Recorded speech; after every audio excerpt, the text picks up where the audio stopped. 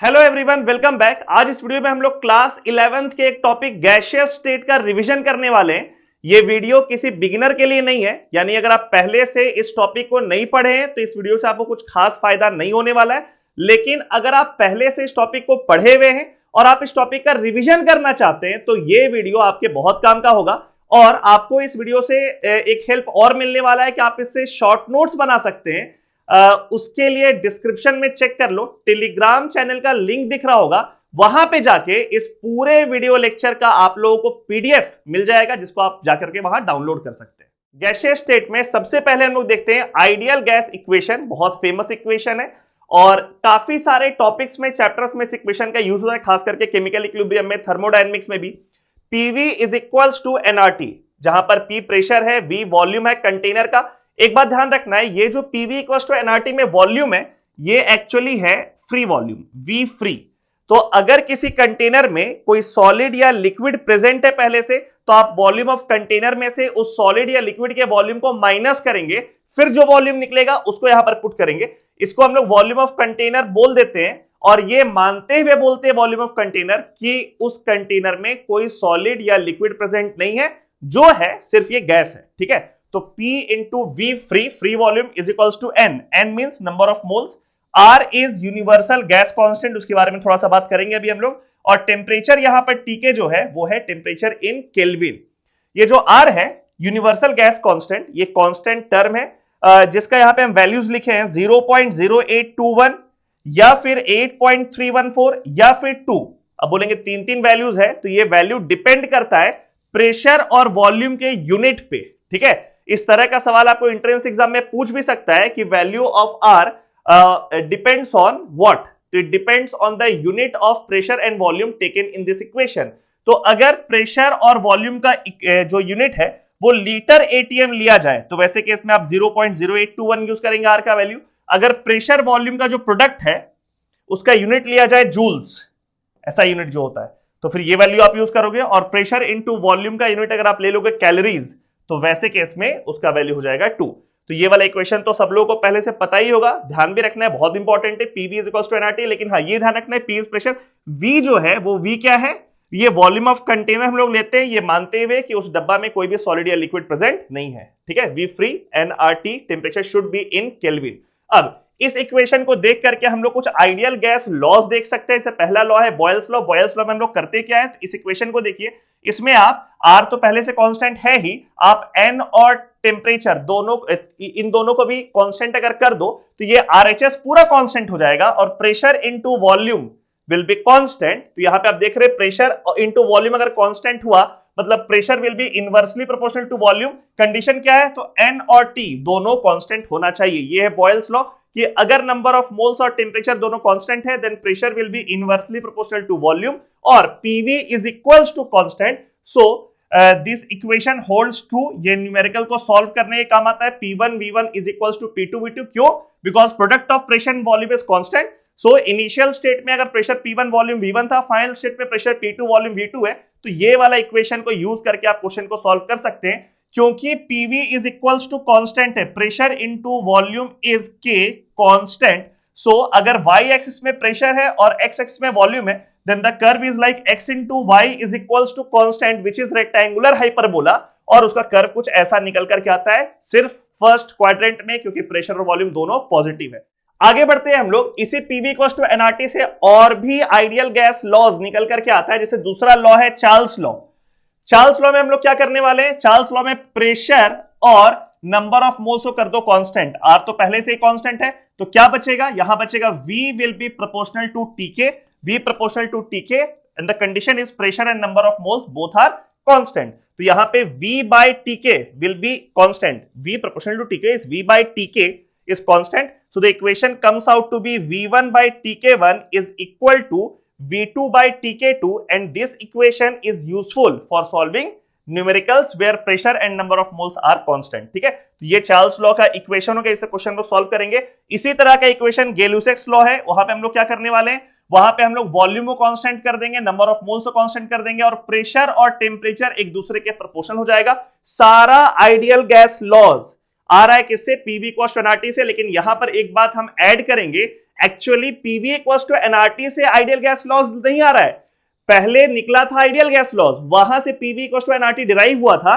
But आपको याद करने के लिए आप पीवी इक्वल्स टू एनआरटी में को याद रखो और उसमें दो दो वेरिएबल्स को फिक्स करते जाओ और बाकी दोनों का रिलेशन पे कोई ना कोई लॉ आपको दिखता जाएगा। ठीक है, तो प्रोसेस था कि पहले आया आइडियल गैस लॉज, फिर आया आइडियल गैस इक्वेशन। बट यहां हम लोग क्या पढ़ रहे हैं, आइडियल गैस इक्वेशन को याद कर लिए, उससे सारा आइडियल गैस लॉज को याद कर रहे हैं। चार्ल्स लॉ में pressure number of moles constant है, वॉल्यूम प्रोपोर्शनल टू टेंपरेचर, तो ये इक्वेशन आ गया। गै-लुसाक्स लॉ में क्या हो गया, वॉल्यूम और नंबर ऑफ मोल्स कांस्टेंट हो गया and pressure is proportional to temperature, TK दिख रहा है आप लोगों को, volume number of moles constant. तो यहां से ये इक्वेशन निकल के आया P1 by TK1 is equals to P2 by TK2। आपको बहुत ध्यान देना हो क्वेश्चन में कि सवाल में क्या चीज कांस्टेंट है ना, उसके अकॉर्डिंग आपको इक्वेशन वहां पे यूज करना है और क्वेश्चन को सॉल्व करना है। एक और लॉ है एवोगाड्रोस लॉ।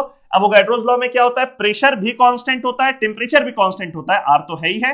तो वॉल्यूम और नंबर ऑफ मोल्स के बीच का रिलेशन है Avogadro's law, that volume is proportional to number of moles और V1 by N1 equals to V2 by N2। तो ये कुछ 3-4 आइडियल गैस लॉज है जो कि नेम लॉज है। ठीक है, चारों का कोई ना कोई नाम है। दो इसमें जितना 4 क्वांटिटीज है ना, pressure, volume, number of moles और टेंपरेचर, उसमें से कोई 2 क्वांटिटी को फिक्स कर दिया गया है, कांस्टेंट कर दिया गया है और बाकी दोनों में रिलेशनशिप निकाल करके लॉज बनाया गया है। बट जब आप क्वेश्चन सॉल्व करेंगे तो ऐसा भी पॉसिबल है कि ये 4 क्वांटिटी में से 2 क्वांटिटी फिक्स ना हो, कोई एक क्वांटिटी फिक्स हो और बाकी तीनों में एक रिलेशन निकाल के आपको क्वेश्चन सॉल्व करना पड़े। जैसे कि आप ध्यान दो, पीवी इक्वल्स टू एनआरटी में मान लो कि एक क्वेश्चन आपको दिया गया जिसमें कि सिर्फ नंबर ऑफ मोल्स कांस्टेंट है, तो सिर्फ नंबर ऑफ मोल्स अगर कांस्टेंट तो ये तो कांस्टेंट हो गया, आर तो कांस्टेंट है ही, तो एक्चुअली इक्वेशन क्या बनेगा, P into V divide by TK is constant. तो यहां पे हम लिख सकते हैं कि if only n is constant, if only n is constant, अगर सिर्फ नंबर ऑफ मोल्स कांस्टेंट है बाकी और कुछ कांस्टेंट नहीं है, तो in that case the equation will be P1 V1 by TK1 is equal to P2 V2 divide by TK2, divide by TK2। ठीक है, अब ये वाला इक्वेशन को आप पुट करेंगे उस क्वेश्चन में और जो भी एक अननोन चीज होगा उसको आप निकाल लेंगे। तो ध्यान रखना है, ये तो नेम लॉज है जिसका स्टेटमेंट भी आपको पता होना चाहिए, एग्जाम में सवाल आपसे पूछ सकता है। बट अदरवाइज न्यूमेरिकल को सॉल्व करने के लिए आप इस इक्वेशन को याद रखो और बस फोकस इस बात पे करो कि कौन सा ऐसा क्वांटिटी है जो उस क्वेश्चन में कांस्टेंट है और उसके अनुसार कौन सा ऐसा इक्वेशन निकलेगा जो वहां पर एप्लीकेबल होगा और उसको अप्लाई करके आप वहां पे क्वेश्चन को सॉल्व कर सकते हैं। ठीक है, आगे बढ़ते हैं। नेक्स्ट टॉपिक है डाल्टन्स लॉ। पूरा नाम इसका है Dalton's law of partial pressure. तो सबसे पहले हम लोग समझते हैं कि पार्शियल प्रेशर होता क्या है। देखिए, एक कंटेनर में आप देख रहे हैं कि 2 गैस प्रेजेंट है, ए गैस एंड बी गैस। तो एक कंटेनर में जब 2 गैस प्रेजेंट है, दोनों नॉन रिएक्टिव होना चाहिए, यानी कि आपस में दोनों रिएक्ट नहीं कर रहा होगा। तो वैसे केस में हर एक गैस का अपना एक प्रेशर होगा, अपना कंट्रीब्यूशन होगा टोटल प्रेशर में, जिसको हम कहेंगे उसका पार्शियल प्रेशर। जैसे इसमें जो टोटल प्रेशर होगा इस डब्बा में, which is Pt, that will be equal to Pa plus Pb, यानी कि पार्शियल प्रेशर ऑफ A जो A एग्जर्ट कर रहा है plus partial pressure of B जो B एग्जर्ट कर रहा है, दोनों को आप ऐड कर दोगे तो टोटल प्रेशर निकल करके आ जाएगा। So basically Pa is partial pressure of A, that is contribution of A towards total pressure, and PB is partial pressure of B, that is contribution of B towards total pressure. दोनों का sum is total pressure। ये ही Dalton's law है, ये एक equation है Dalton's law का। फिर इसमें से जो पार्शियल प्रेशर ऑफ A और B है, हम इस वीडियो में डेरिवेशन नहीं कर रहे हैं, इन रिजल्ट आप लोगों को दिखा रहे हैं जो आपको ध्यान रखना है क्वेश्चन को सॉल्व करने के लिए, that partial pressure of A is equal to mole fraction of A multiplied by total pressure. ये Na by Na plus Nb है क्या, number of moles of A divide by number of moles of A plus number of moles of B, that is called mole fraction of A multiplied by total pressure. Similarly partial pressure of B is mole fraction of B in this container multiplied by total pressure. तो basically यहां पर है क्या कि आपको ये सब का नंबर ऑफ मोल्स अगर दिया रहेगा तो ये वाला इक्वेशन को यूज करके आप पार्शियल प्रेशर निकाल सकते हैं, या फिर पार्शियल प्रेशर दिया रहेगा तो आप टोटल प्रेशर कैलकुलेट कर सकते हैं। तो दीज आर द इक्वेशंस जो कि डाल्टन्स लॉ से आया है। 2 बात है इसमें, पहला बात कि पार्शियल प्रेशर सारे गैस का आप ऐड करोगे तो डब्बा के अंदर टोटल प्रेशर निकल जाएगा, और हर एक गैस का पार्शियल प्रेशर निकालने के लिए आपको क्या करना पड़ेगा, उस गैस का मोल फ्रैक्शन को मल्टीप्लाई करना पड़ेगा डब्बा के अंदर का टोटल प्रेशर से, that will give the partial pressure of that particular gas in that mixture. Mixture क्या होना चाहिए? दो या दो से ज्यादा gas, all of them should be non reactive. ठीक है, आगे बढ़ते हैं। अगला टॉपिक है इफ्यूजन एंड डिफ्यूजन। बेसिकली होता क्या है, दोनों में डिफरेंस, दोनों होता क्या है पहले ये समझते हैं। अगर मान लीजिए एक बलून में आप पिन होल करते हैं, तो क्योंकि बलून के अंदर प्रेशर ज्यादा है, बाहर प्रेशर कम है, तो अंदर से बाहर गैस लीक करता है, उसको बोलते हैं इफ्यूजन। डिफ्यूजन क्या होता है? उस बलून को आप बर्स्ट कर दो तो अंदर में क्योंकि प्रेशर ज्यादा था तो ऑब्वियसली वो स्प्रेड करेगा। अब वो पिन होल नहीं है, बर्स्ट करने का मतलब उसके तरफ चारों दिशा है फैलने का, तो वही गैस हर एक डायरेक्शन में स्प्रेड करेगा, फैलेगा, उसको बोलते हैं डिफ्यूजन। तो डिफ्यूजन और इफ्यूजन दोनों में डिफरेंस क्या है? तो इफ्यूजन होता है वो स्मॉल ओरिफिस, स्मॉल होल से गैस का लीकिंग को बोलते हैं इफ्यूजन। डिफ्यूजन क्या होता है? डिफ्यूजन के लिए कोई स्मॉल ओरिफिस जगह नहीं होता है, वो पूरा उसके पास वॉल्यूम बहुत बड़ा होता है स्प्रेड करने का, तो उसको हम लोग कहते हैं spreading of gas is called diffusion. But दोनों के पीछे रीजन सेम है और रीजन है प्रेशर डिफरेंस। बलून के अंदर का प्रेशर और बाहर का प्रेशर अलग अलग है, इसीलिए आप पिन होल करो या उसको बर्स्ट करो, गैस मूव करेगा, चाहे तो वो स्मॉल ओरिफिस के थ्रू लीक करे या फिर ओवरऑल वॉल्यूम में स्प्रेड करे। ठीक है, तो स्प्रेडिंग जब होता है तो उसको हम लोग कहते हैं डिफ्यूजन, और लीकिंग जब होता है तो उसको हम लोग कहते हैं इफ्यूजन। ठीक है, यहां पर एक लॉ आता है, ग्राहम्स लॉ, बहुत बेसिक सा लॉ है, इस पे फोकस करना है हम लोग को। एक डब्बा है जिसमें गैस ए प्रेजेंट है, अंदर में है pressure PA, pressure exerted by gas A, this MA is molecular mass of A. ठीक है, यहां पे गैस बी प्रेजेंट है, PB is pressure exerted by gas B, and this mb is molecular mass of gas B. Graham's law के according Ra by Rb, Ra is rate of effusion of gas A, यानी कि यहां पे हम लिखते हैं Ra is number of moles of A जो कि इफ्यूज करके बाहर निकला डिवाइड बाय टाइम t। ठीक है, रेट है ना, कितना गैस निकला divide by time t is rate of effusion of gas A. Rb is equals to Nb divided by T, यानी कितना B निकला divide by time T is Rb। तो according to Graham's law this ratio Ra by Rb, rate of effusion of A divided by rate of effusion of B, is equal to Pa by Pb, pressure of A divided by pressure of B, and root under Mb by Ma. Mb is molecular mass of B divided by molecular mass of A। इसमें कोई तर्क नहीं है कि ये वाला equation कहां से आया है, क्योंकि ये ग्राहम्स लॉ से निकल करके आया, एक लॉ है। आपको ये वाले इक्वेशन को यूज करके क्वेश्चन सॉल्व करना है कि दोनों डब्बा में अगर आपको रेट निकालने के लिए बोलेगा तो इस इक्वेशन को यूज कर लेना। कई बार क्वेश्चन में लिखा रहता है आइडेंटिकल कंडीशंस, अगर आइडेंटिकल कंडीशंस मेंशन्ड है यानी कि पीए और पीबी का वैल्यू सेम है तो straight away root under MB by MA हो जाएगा उस केस में। और कई बार ऐसा दिया रहेगा आपको ना, प्रेशर का रेशियो नहीं दिया रहेगा, आपको उसकी जगह नंबर ऑफ मोल्स का रेशियो दिया रहेगा, तो वहां पे आप फिर से यूज कर लेंगे PB is equals to NRT, assume कर लेंगे कि वॉल्यूम और टेम्परेचर कांस्टेंट है, तो अगर प्रेशर का रेशियो नहीं दिया हुआ है, नंबर ऑफ मोल्स का रेशियो दिया हुआ है, तो दोनों का रेशियो सेम हो जाएगा, P प्रोपोर्शनल टू N आप लोगों को दिख रहा होगा। तो यहां पे हम लिख सकते हैं कि if volume and temperature are same, ठीक है, जो कि हम लोग को उस तरह के सवाल में अज्यूम करना पड़ेगा जहां पे कि नंबर ऑफ मोल सिर्फ दिया हुआ है, तो वैसे केस में Ra बाय Rb, वैसे केस में हम लोग लिख सकते हैं Ra divide by Rb will be equal to Na divide by Nb root under Mb divide by Ma, यानी कि ये Pa बाय Pb के जगह आप लिख दिए Na बाय Nb। तो ऑल डिपेंड्स कि क्वेश्चन में क्या डेटा दिया हुआ है सवाल में, और उसको उस तरीके से इंटरप्रेट करके हम लोग आगे बढ़ेंगे। हाँ, ये ग्राहम्स लॉ का ये वाला जो स्टेटमेंट है, ये वाला जो इक्वेशन है, ये आपको पता होना चाहिए that rate is proportional to pressure of the gas and is inversely proportional to root over molecular mass of that gas, यानी कि गैस का प्रेशर जितना ज्यादा रहेगा उतना ज्यादा होगा रेट। ये तो थोड़ा ऑब्वियस भी हुआ ना, है ना, बलून के अंदर जितना ज्यादा प्रेशर रहेगा आप होल करोगे उतना तेजी से बाहर निकलेगा गैस। तो rate is proportional to partial pressure of the gas present inside the container and is inversely proportional to root over molecular mass of the gas, which means कि जितना भारी गैस लेकर के आओगे उतना रेट धीरे होगा, स्लो होगा, और जितना हल्का गैस लेकर के आओगे उतना तेजी से वो कंटेनर के बाहर निकलेगा।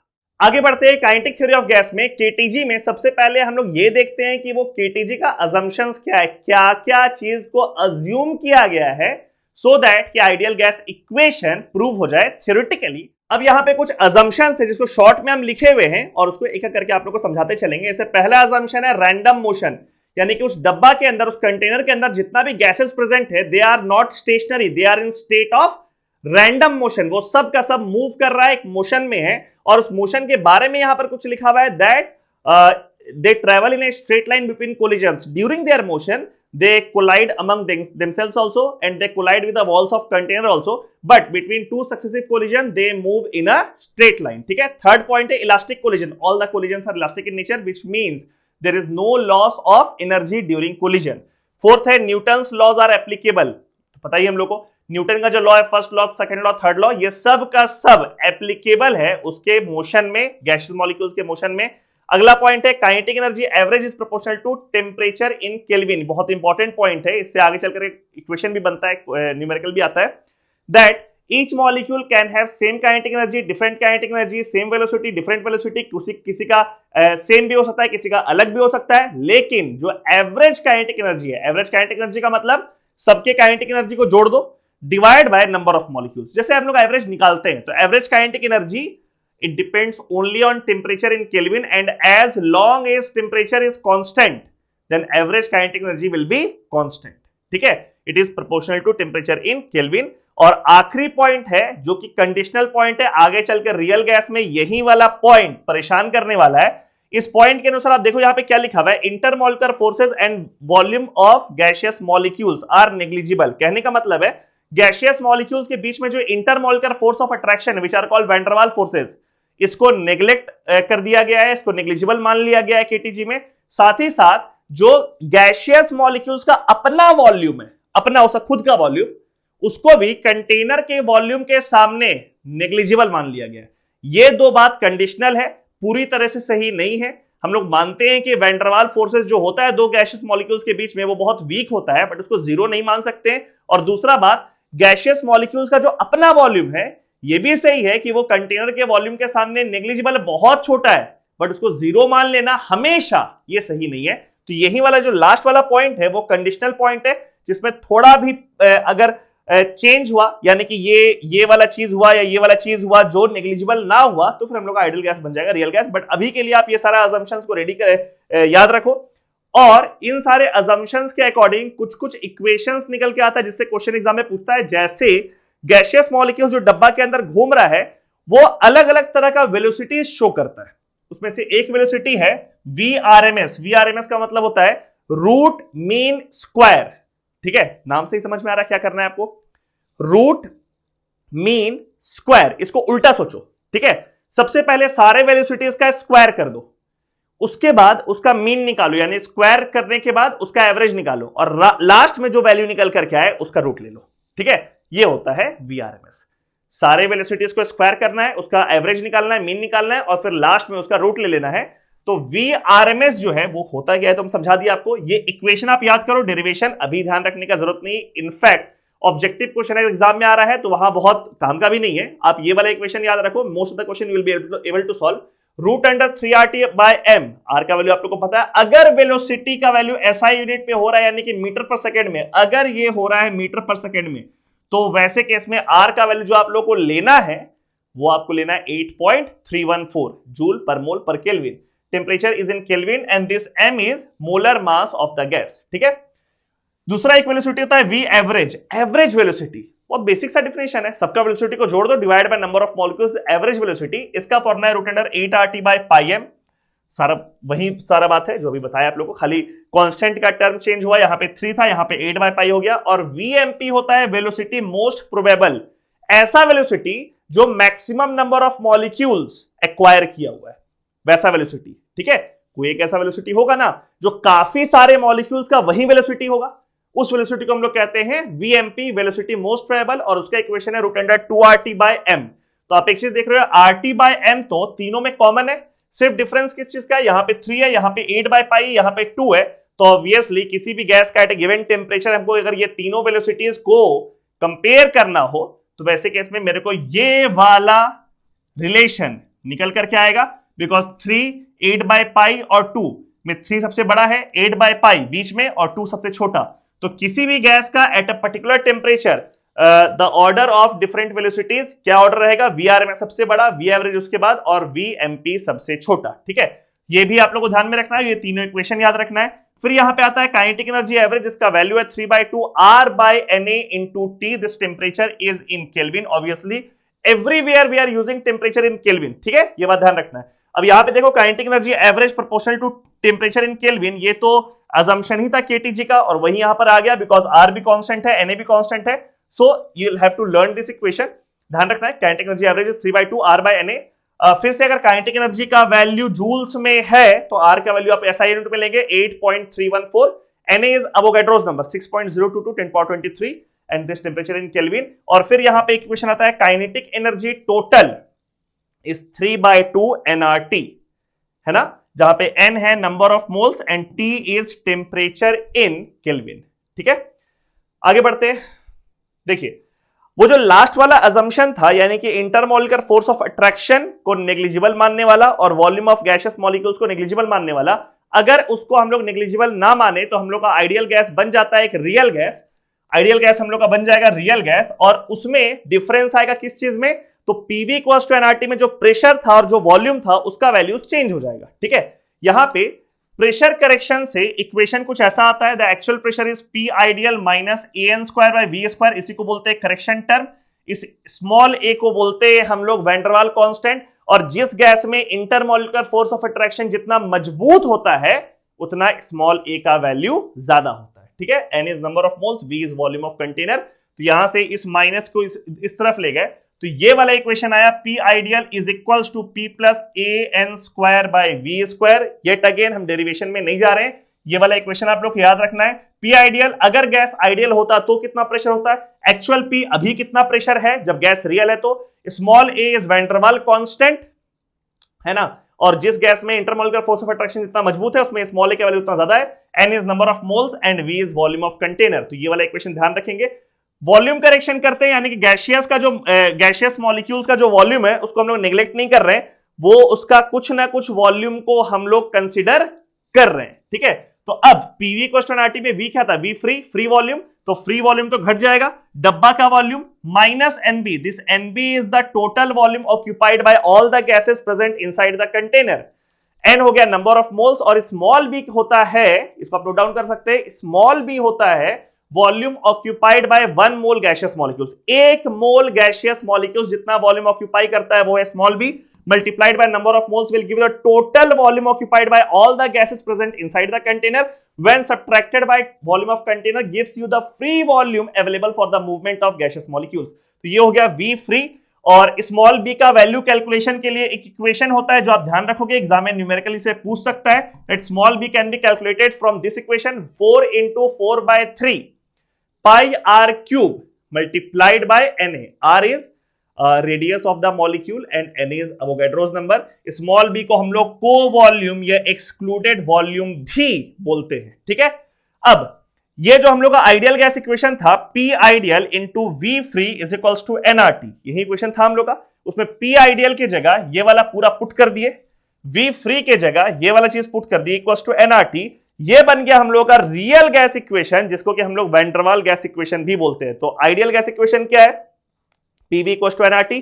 रियल गैस या van der Waals gas equation क्या है, P plus an square by V square into V minus NB is equal to nRT। यहां पे ये वाला एक टर्म आया है नया, यहां पे ये टर्म आया है नया, इसको बोलते हैं प्रेशर करेक्शन टर्म, इसको बोलते हैं volume correction term. Small a small b नया पैदा हो गया रियल गैस में, जो कि आइडियल गैस में जीरो था, क्योंकि स्मॉल a क्या है, इंटरमॉलिक्यूलर फोर्स ऑफ अट्रैक्शन का मेजरमेंट, जो कि आइडियल में जीरो था। स्मॉल b क्या है, volume occupied by each mole gaseous molecule, जो कि आइडियल गैस में केटीजी के समय जीरो था। तो ये वाला इक्वेशन आप ध्यान रखोगे रियल गैस के क्वेश्चन को सॉल्व करने के लिए, this is useful. Small a और स्मॉल b का यूनिट वहां पर लिखा हुआ है, यूनिट कैसे निकल करके आया, तो ऑब्वियसली आप डिमेंशंस वाला तरीका लगाओगे तो ये इसका यूनिट और इसका यूनिट सेम होगा, बीच में प्लस साइन है तो दोनों का यूनिट सेम होता है। तो यहां से a का यूनिट निकल करके आ जाएगा ATM, इसका यूनिट तो ATM है ना, तो इसका भी पूरा यूनिट क्या हो जाएगा ATM। तो ATM में V स्क्वायर ऊपर चला गया लीटर स्क्वायर और n स्क्वायर नहीं चला गया पर मोल स्क्वायर, तो ये हो गया unit of A। Similarly unit of B कैसे निकालोगे, तो यहां पे V का यूनिट विच इज लीटर और NB का यूनिट सेम होगा, तो B का यूनिट क्या हो जाएगा V बाय N, यानी कि लीटर पर मोल। ये है बी का unit. This is basic fundas, but exam में ऑप्शन में क्वेश्चन सब दे सकता है ऐसा, ठीक है।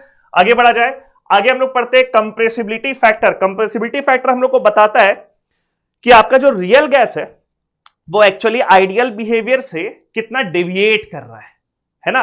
आइडियल बिहेवियर शो कर रहा है कि नहीं शो कर रहा है ये भी बताएगा, और अगर नहीं शो कर रहा है तो कितना भटका हुआ है, कितना डेविएट कर रहा है। उसके लिए कंप्रेसिबिलिटी फैक्टर हम लोग कैलकुलेट करते हैं, उसको इंडिकेट करते हैं through Z. Z is defined as PV divide by nRT और V by n. V by n को हम लोग कहते हैं मोलर वॉल्यूम, और उसको वीएम से भी इंडिकेट करते हैं। तो आप ये वाला जो इक्वेशन है इसको भी यूज कर सकते हैं, ये वाला इक्वेशन को भी यूज कर सकते हैं, डिपेंडिंग के क्वेश्चन में क्या दिया है। अगर वॉल्यूम और नंबर ऑफ मोल्स दोनों दिया है तो इसको यूज करो, अगर मोलर वॉल्यूम दिया है यानी कि वॉल्यूम ऑफ 1 मोल गैस तो फिर राइट वाले को यूज कर लो, ठीक है। ये जेड का इक्वेशन है जिससे कि डायरेक्ट क्वेश्चन एग्जाम में पूछता है कि आपको कंप्रेसिबिलिटी फैक्टर कैलकुलेट करना है। यहां पे कंडीशन देखना, अगर जेड का वैल्यू 1 है तो आइडियल बिहेवियर शो कर रहा है आपका real gas, obviously because ideal behaviour में पीवी का वैल्यू एनआरटी के बराबर होता है, तो ऊपर नीचे कट गया और वैल्यू आ गया 1। अगर z का वैल्यू 1 से छोटा है या 1 से बड़ा है तो वैसे केस में आपका जो गैस है वो रियल बिहेवियर शो कर रहा है, वो आइडियल बिहेवियर शो नहीं कर रहा है। अगर z का वैल्यू 1 से छोटा है तो attractive forces are dominating, attraction dominate कर रहा है उसमें, गैसियस मॉलिक्यूल्स के बीच में नेट डोमिनेटिंग फोर्स कैसा है, अट्रैक्शन, एक दूसरे को अपनी तरफ खींच रहा है। अगर z का वैल्यू 1 से बड़ा है देन रिपल्शन डोमिनेट्स, यानी कि गैसियस मॉलिक्यूल्स के बीच में रिपल्सिव फोर्सेस डोमिनेट कर रहा है, एक दूसरे से दूर धकेल रहा है वो।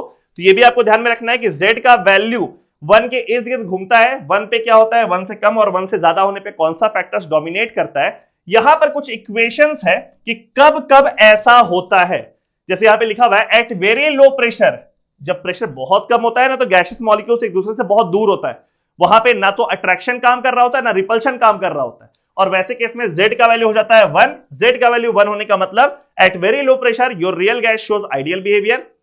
एट लो प्रेशर, जब प्रेशर बहुत कम नहीं है बट कम है, यानी कि इतना भी कम नहीं है कि उसको आप नेगलेक्ट करके जीरो बोल दो, बट बहुत ज्यादा भी नहीं है कि बहुत नजदीक नहीं आया मॉलिक्यूल्स, ठीक है। लो प्रेशर अराउंड 1 atm, ठीक है। वैसे केस में z का वैल्यू 1 से छोटा होता है, यहां पे लिखा हुआ है, यानी कि अट्रैक्टिव फोर्सेस डोमिनेट कर रहा होता है लो प्रेशर में, और z का जो वैल्यू होता है एग्जैक्ट वैल्यू लो प्रेशर में वो होता है 1 - a by VmRT। फिर से हम बोल रहे हैं इसका डेरिवेशन होता है प्रॉपरली तरीका से, जो कि आप रेगुलर स्टडीज के समय पढ़े भी होंगे, but revision point of view से दिस इक्वेशन इज सफिशिएंट, क्योंकि अगर हम यहां पे डेरिवेशन कराएंगे तो फिर रिवीजन वीडियो नहीं रहेगा, इसीलिए, ठीक है। तो z is 1 - a by VmRT, आप लोग रिवाइज भी कर लो, याद भी कर लो इसको। और हाई प्रेशर का अगर बात करें, प्रेशर अगर बहुत ज्यादा कर दिया जाए यानी कि मॉलिक्यूल्स एक दूसरे के बहुत नजदीक आ जाता है तो वहां पे रिपल्सिव फोर्सेस काम करने लग जाता है, z का वैल्यू 1 से बड़ा हो जाएगा। In that case the value of z can be calculated as 1 + pb by RT, ठीक है। आगे बढ़ते हैं, इसका कुछ ग्राफ देखो। नॉर्मली z वर्सेस p का जो कर्व होता है किसी भी गैस के लिए वो इस तरह का शेप का होता है। आप देख रहे हो ये वाला पार्ट लो प्रेशर रीजन है जिसमें z का वैल्यू 1 से छोटा हो गया है, z का वैल्यू 1 से छोटा है, लो प्रेशर में 1 से छोटा। वेरी लो प्रेशर यानी कि ये वाला रीजन देखो, वेरी लो प्रेशर, उसमें यहां पे है पॉइंट, यानी कि z का वैल्यू अप्रोक्सीमेटली 1 है। और हाई प्रेशर रीजन यानी ये वाले रीजन में आप देखिए ऊपर चला गया है, इसका मतलब z का वैल्यू 1 से बड़ा हो गया है, हाई प्रेशर में रिपल्सिव फोर्स डोमिनेट कर रहा है। यहां पर z का वैल्यू कितना हो जाएगा, पीछे हम लोग लिखे 1 + pb by RT, और इस एरिया में z का वैल्यू कितना रहेगा, तो इस एरिया में z का वैल्यू रहेगा 1 - a by VmRT, है ना, पीछे लिखा हुआ है 1 - a by VmRT, 1 + v by RT। वैसे भी आप लोग टेलीग्राम चैनल में जाकर के पीडीएफ डाउनलोड कर लेना इस पूरे का, तो आप लोग को ऐसा शॉर्ट नोट्स बनाने का जरूरत नहीं पड़ेगा। अब यहां पे आप गौर से देखो, ये है y axis, z is y axis, p is x axis, p is x axis. तो ये y = mx + c टाइप का कर्व आपको दिख रहा होगा, जहां पे m का वैल्यू मेरे को दिख रहा है b by RT। इसका मतलब यहां पे स्ट्रेट लाइन हो गया कर्व, और स्ट्रेट लाइन का स्लोप क्या है, b by RT। तो इस तरह का सवाल भी एग्जाम में आपसे पूछ सकता है, स्लोप का वैल्यू दे देगा और बोलेगा स्मॉल b का वैल्यू को कैलकुलेट करो, ठीक है। यहां पर एक्सेप्शन आता है हाइड्रोजन और हीलियम। हाइड्रोजन हीलियम क्या है, स्पेशल गैसेज है जिसका साइज इतना छोटा होता है कि उसमें actually intermolecular force of attraction negligible होता है, स्मॉल a का वैल्यू नेग्लिजिबल होता है, और क्योंकि अट्रैक्शन डोमिनेट नहीं करता है कभी भी तो नीचे जाता ही नहीं है z का वैल्यू। आप ध्यान से देखो, ये z का वैल्यू ऊपर ही निकल गया, स्ट्रेट लाइन दिख रहा है। तो ये हाइड्रोजन और हीलियम वाला केस है जहां पे z का वैल्यू 1 से नीचे जाता ही नहीं एट रूम टेम्परेचर, ये ऊपर निकल जाता है because attractive force are actually negligible, है ना, वो रियल गैस हो रहा है, फिर भी उसमें अट्रैक्शन नेग्लिजिबल है और उसमें सिर्फ काम कर रहा है रिपल्शन। ठीक है, जब आप इसमें टेम्परेचर को बढ़ाते जाते हैं तो ये वाला कर्व ऊपर जाते जाता है, and there is a temperature जब ये वाला कर्व नीचे जाता ही नहीं, ऊपर से ऊपर निकल जाता है ना। आप टेम्परेचर को बढ़ाओगे तो ऑब्वियसली गैसियस मॉलिक्यूल्स के बीच में एनर्जी इंक्रीज कर जाएगा और अट्रैक्शन डिक्रीज कर जाएगा। तो अट्रैक्शन डिक्रीज करने का मतलब जितना ये नीचे डिप कर रहा है ये ऊपर जाते जाएगा टेम्परेचर बढ़ाओगे तो, और एक ऐसा टेम्परेचर आएगा जिसमें ये नीचे जाएगा ही नहीं, ऊपर से ऊपर निकल जाएगा। देख रहे हैं, ऐसा कर्व बन जाएगा on increasing temperature. So this is temperature less than Boyle's TB. जैसे यहां पे हम लिखे टीबी, इस टेम्परेचर पे ऐसा हो गया, तो ये वाला जब कर्व बनेगा तो that temperature will be less than TB. Now what is TB? TB is called Boyle's temperature. This TB is called Boyle's temperature. Boyle's temperature, तो बॉइल्स टेम्परेचर कौन सा टेम्परेचर है बाबू? वो टेम्परेचर जिसमें कि गैसियस मॉलिक्यूल का Z 1 से छोटा होता ही नहीं है, ऊपर से ऊपर निकल जाता है, and eight low pressure region आपको दिख रहा है गैस जो है वो Z इक्वल्स टू 1 के साथ साथ थोड़ा देर चला है फिर ऊपर गया है, यानी eight low pressure region the real gas shows ideal behaviour. Clear है? बॉइल्स टेम्परेचर का मतलब क्या होता है? बॉइल्स टेम्परेचर का मतलब है एक ऐसा टेम्परेचर जिसमें गैस का Z का वैल्यू, कॉम्प्रेसिबिलिटी फैक्टर का वैल्यू Z इक्वल्स टू 1 से नीचे कभी जाता ही नहीं, ऊपर से ऊपर निकल जाएगा, and eight low pressure region the real gas will show ideal behaviour. ठीक है, यहां पर लिखा हुआ भी है, देखो दिख रहा है, real gas shows ideal behaviour at low pressure and high temperature. हाँ, ये वाला एक पॉइंट नया आपको दिख रहा है, यहां तो खाली लो प्रेशर में बॉइल्स टेम्परेचर था। हम कह रहे हैं कि कोई भी रियल गैस आइडियल बिहेवियर कब शो करता है? कब शो करता है? जब उसका प्रेशर कम हो और जब उसका टेम्परेचर ज्यादा हो, क्योंकि बाबू इसके ज्यादा टेम्परेचर करने के बाद ना curve will follow straight line, and as you increase the temperature slope of this straight line will decrease. बुझा रहा है क्या बोल रहे हैं? बॉइल्स टेम्परेचर में आपका कर्व ऐसा वाला है, आप फर्दर टेम्परेचर को इंक्रीज करोगे ना, the curve will follow straight line and the slope of straight line will decrease with increasing temperature. So temperature बढ़ा रहे हो आप तो आपको दिख रहा है ना कि ये वाला जो लाइन है वो Z इक्वल्स टू 1 के ऊपर मर्ज कर रहा है, तो हाई टेम्परेचर जाते जाते क्या हो जाएगा? वो आइडियल बिहेवियर की तरफ शिफ्ट करेगा। तो अभी थोड़ा देर पहले हम लोग सीखे कि वेरी लो प्रेशर पे हम लोग का real gas ideal behaviour show करता है। अभी जस्ट हम लोग सीखे ना कि वेरी लो प्रेशर में हम लोग का real gas ideal behaviour show कर रहा है, और इस कर्व से हम लोग क्या सीख रहे हैं कि हाई टेम्परेचर में, वेरी हाई टेम्परेचर में ये वाला जो स्ट्रेट लाइन है वो Z इक्वल्स टू 1 के ऊपर मर्ज करेगा, and yet again the real gas will show ideal behaviour. तो अगर कोई बोले कि रियल गैस आइडियल बिहेवियर कब शो करता है, तो कंडीशन क्या हो जाएगा? लो प्रेशर और हाई टेम्परेचर कंडीशन में हम लोगों का real gas ideal behaviour show करने लग जाएगा। ठीक है, आगे बढ़ते, आखिरी टॉपिक है liquefaction of gas. Liquefaction of gas यानी कि हम लोग का आइडियल गैस में तो अट्रैक्टिव फोर्स होता नहीं है, तो उसमें चाहे मर्जी इतना प्रेशर लगा लो वो कभी भी लिक्विफाई नहीं करेगा, वो कभी भी लिक्विड में कन्वर्ट नहीं करेगा। लेकिन जो रियल गैस होता है जिसमें कि इंटरमॉलिक्यूलर फोर्स ऑफ अट्रैक्शन होता है, उसमें आप प्रॉपरली प्रेशर लगाओगे तो एक ऐसा पॉइंट आएगा जब वो लिक्विड में कन्वर्ट कर जाएगा। इस कर्व को देखो, ये पॉइंट ए पे गैस एक प्रेजेंट है जिसपे हम प्रेशर लगा रहे हैं। आप उल्टा देखो, इस तरफ से देखो, राइट साइड से, उस पर हम प्रेशर लगा रहे हैं, तो पॉइंट बी पे उतना प्रेशर लगा चुके हैं, उतना मॉलिक्यूल्स नजदीक आ चुका है कि अब वो लिक्विफाई कर सकता है, वो लिक्विड में कन्वर्ट कर सकता है। तो आपको दिख रहा है पॉइंट बी से सी, यानी कि वो लिक्विड में कन्वर्ट कर गया है without any change in pressure. दिख रहा है बी पॉइंट से सी पॉइंट तक वो अचानक से चेंज कर गया है, उसमें आप एक्स्ट्रा प्रेशर कुछ भी नहीं लगाए, यानी कि जितना प्रेशर आप यहां पर लगाए हुए थे उससे डीपी प्रेशर बढ़ा दो, नेग्लिजिबल अमाउंट ऑफ प्रेशर बढ़ा दो, और पूरा का पूरा गैस लिक्विड में कन्वर्ट कर गया है। तो ये ए बी वाला पोर्शन क्या है? तो ए बी वाला पोर्शन पूरा का पूरा गैस है। ये सी डी वाला पोर्शन क्या है? तो लिक्विड में कन्वर्ट हो चुका है। और ये बी से सी वाला पोर्शन क्या है? तो बी से सी वाला पोर्शन है जब आपका गैस लिक्विड में कन्वर्ट कर रहा है, लिक्विफिकेशन वाला गैस है, लिक्विफाई कर रहा है, कंडेंस कर रहा है उस पार्ट में। ठीक है, बी से सी जा रहा है, कंडेंस कर रहा है, और यहां पे आपको कर्व से दिख रहा होगा कि बी से सी गया तो ऑब्वियसली वॉल्यूम तो चेंज किया ना। अरे गैस का वॉल्यूम और लिक्विड का वॉल्यूम में तो अंतर होता है, लिक्विड का वॉल्यूम कम होता है, तो वॉल्यूम तो डिप कर गया, but there is hardly any change in pressure. जितना प्रेशर था बी पे, मोटा मोटी प्रेशर सी पे भी उतना ही है। ठीक है, so all the gases have been liquefied without exerting any extra amount of pressure or by exerting negligible amount of pressure। अब जब इसी में आप टेम्परेचर को बढ़ाने लग जाते हो, जैसे कि ये एक टेम्परेचर T1 का खेल होगा, आप टेम्परेचर को बढ़ाओगे ना तो ऑब्वियसली ये वाला कर्व ऊपर जाएगा और जो हॉरिजॉन्टल पार्ट है ये छोटा होने लग जाएगा। ये कुछ इस तरह कर्व बनेगा, जब आप टेम्परेचर को इंक्रीज करोगे। जैसे ये का टेम्परेचर T1 के लिए, ये टेम्परेचर T2 के लिए, तो हम लोग क्या बोलेंगे, T2 का वैल्यू T1 से बड़ा है।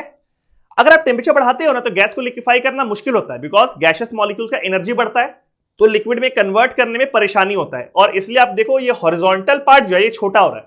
हॉरिजॉन्टल पार्ट छोटा होने का मतलब गैस को लिक्विफाई करना मुश्किल है, हॉरिजॉन्टल पार्ट बड़ा होने का मतलब गैस को लिक्विफाई करना रिलेटिवली आसान है, इजियर है। ठीक है, तो आप टेम्परेचर को बढ़ाते जाओ, बढ़ाते बढ़ाते एक ऐसा टेम्परेचर आएगा जब ये वाला दोनों पॉइंट, ये वाला पॉइंट और ये वाला पॉइंट, कौन सा पॉइंट, जिस पॉइंट पे लिक्विफिकेशन स्टार्ट हुआ है और जिस पॉइंट पे लिक्विफिकेशन खत्म हुआ है, वो दोनों पॉइंट मिल करके एक पॉइंट बन जाएगा, सेम पॉइंट, सिंगल पॉइंट। ठीक है, उसको हम लोग कहते हैं क्रिटिकल पॉइंट, और उस टेम्परेचर को हम लोग कहते हैं critical temperature. So critical temperature क्या होता है, तो पहले आप लोग को बता देते हैं। जैसे ये बी पॉइंट है, जिस पॉइंट पे गैस लिक्विड में कन्वर्ट करना शुरू हुआ है, यानी कि पहला ड्रॉप बना है लिक्विड का, this point B, when first drop of liquid is formed, इसको हम लोग कहते हैं ड्यू पॉइंट।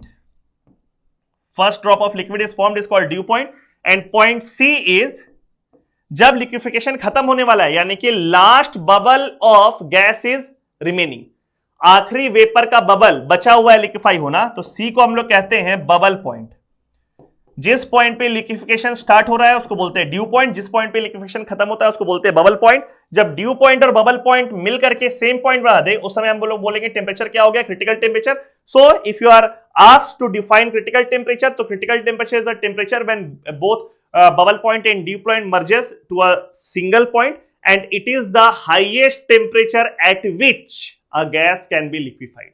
अगर आप क्रिटिकल टेम्परेचर से ज्यादा तापमान कर देते हो तो फिर अब तो हॉरिजॉन्टल पार्ट गायब हो गया ना, तो गैस लिक्विफाई करेगा ही नहीं, तो ये कर्व कुछ ऐसा हो जाएगा, ये पूरा का पूरा कर्व जो है वो गैस का है और वो लिक्विड में कन्वर्ट नहीं करेगा, डिस्पाइट द फैक्ट कि वो गैस रियल गैस होने के बावजूद वो लिक्विड में कन्वर्ट नहीं करेगा if the temperature is greater than critical temperature. But if it is less than critical temperature it will easily liquefy. Critical temperature पे वो आखिरी बार लिक्विड में कन्वर्ट करेगा। तो क्रिटिकल टेम्परेचर में ये वाला पॉइंट को बोलते हैं क्रिटिकल पॉइंट। क्रिटिकल टेम्परेचर का जो वैल्यू है, ये वैल्यू आप लोग को याद रखना है, 8A divide by 27BR। Critical temperature पे आप कितना प्रेशर लगाओ कि गैस लिक्विड में कन्वर्ट कर जाए, this point, this is called critical pressure. The minimum pressure exerted at critical point in order to liquefy the gas is critical pressure, and the value is A by 27B square. You have to learn this equation. And volume at critical temperature, volume of gas or volume of liquid at critical temperature is 3B.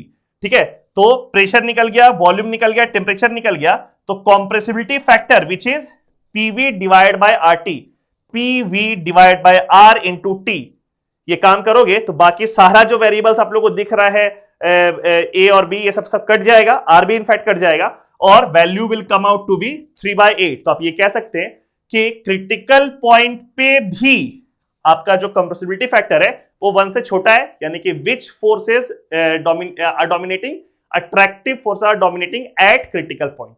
तो I guess आप लोगों का एक quick revision हो गया gaseous state का। अगर आपको क्वेश्चन सॉल्व करना है, उसके पहले थ्योरी का रिवाइज करना है, तो ये वीडियो काम का है। अगर एग्जामिनेशन के जस्ट पहले, टेस्ट के जस्ट पहले आपको रिवाइज करना है, तो ये वीडियो काम का है। और इससे जो पीडीएफ आप लोगों को मिला है, वो पीडीएफ आपके शॉर्ट नोट्स का काम करेगा। ठीक है, तो प्रॉपरली इस वीडियो को देखने के बाद क्वेश्चंस को जरूर प्रैक्टिस कर लेना, थोड़ा बहुत क्वेश्चन जरूर बना लेना, सो दैट कि जो भी चीज आप इसमें सीखे हैं उसको आपको अप्लाई करने आ जाए।